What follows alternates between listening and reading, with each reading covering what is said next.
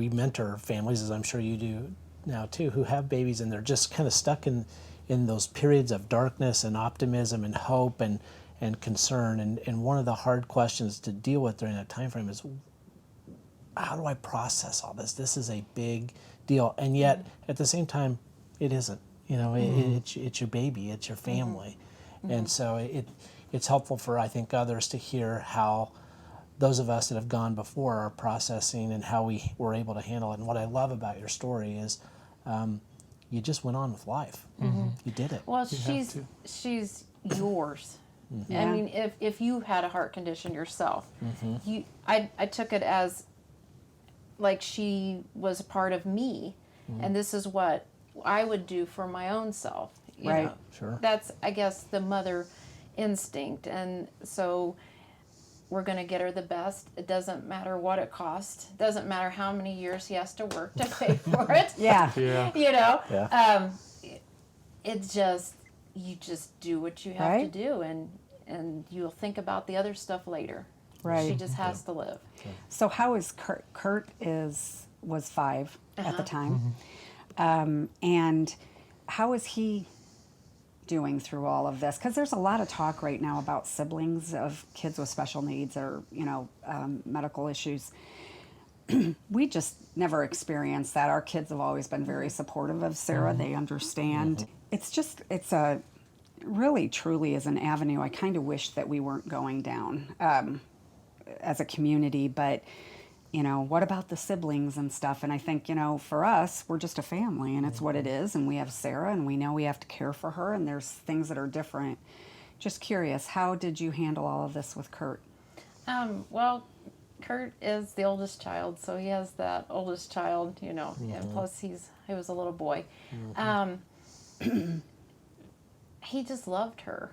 And if this was him, we would have done the exact same thing. Yeah. Sure. And you just do because that's what you do. There's no simple,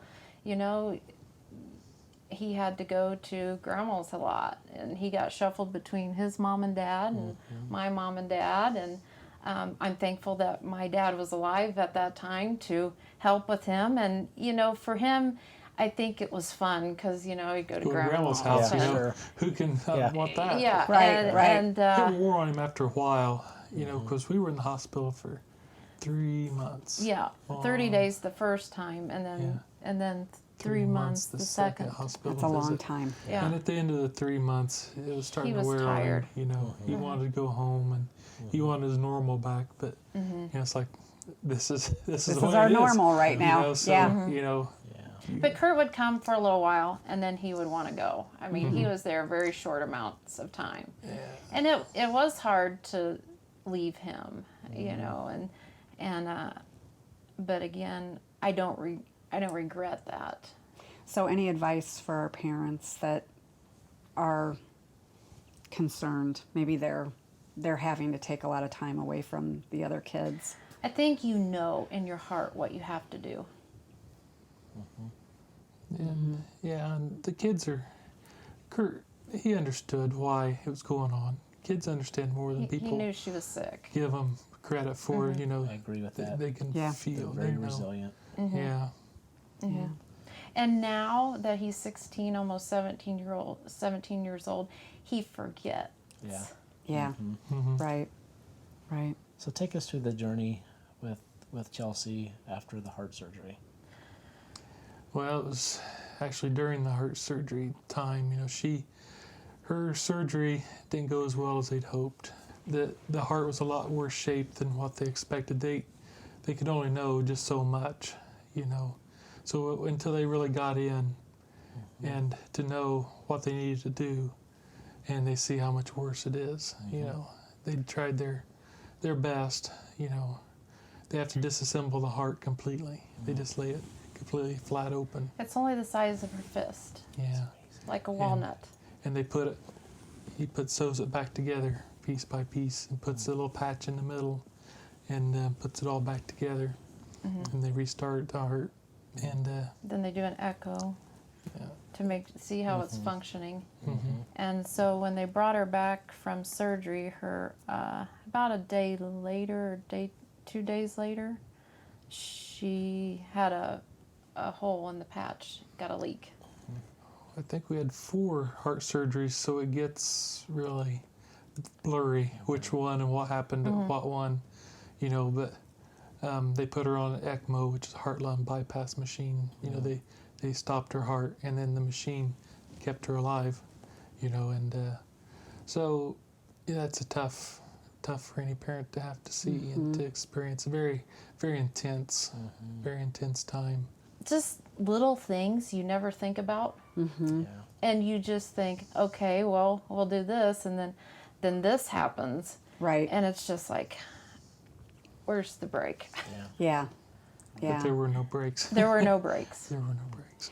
So was it a progression then of her falling more ill as this went Well, on? you know, we thought we were finally getting to the light at the end of the tunnel. We thought we got released from the hospital to the rehab because at this point she had a tracheostomy, and the heart was done. They were done with the surgeries with it, and we felt like, you know, all we had to do is go to the rehab and learn how to take care of her trach and all those things, and we could go home. So we were within a week probably of going home with her, and you know, the Lord just called her home.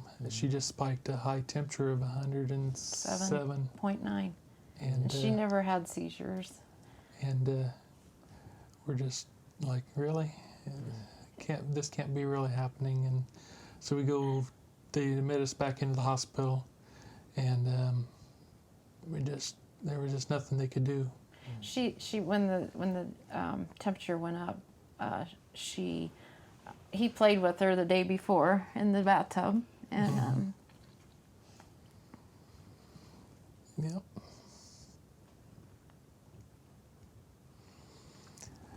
But they were just, I said there's nothing they could do, and we just had to turn off the equipment. So you were faced with making that decision. We had to decide, yeah. Well, we decided but she was stopping. The breathing machine would stop, and we thought it was something wrong with it, so we had the hospital staff switch it out to another machine, you know, and the same thing was happening to that. So what's the doctor that does the brain waves? He told us that she had no brain function at all. he said that they should be very sharp, but they were like rolling. Just smooth. There was no real brain activity going on. That she had no quality of life past that point, you know. And so then you were with her when she moved from this world to the next. Oh yeah. And family was around, and It was Bruce and I sang Jesus Loves Me, and by the time I got to this, I know she was gone.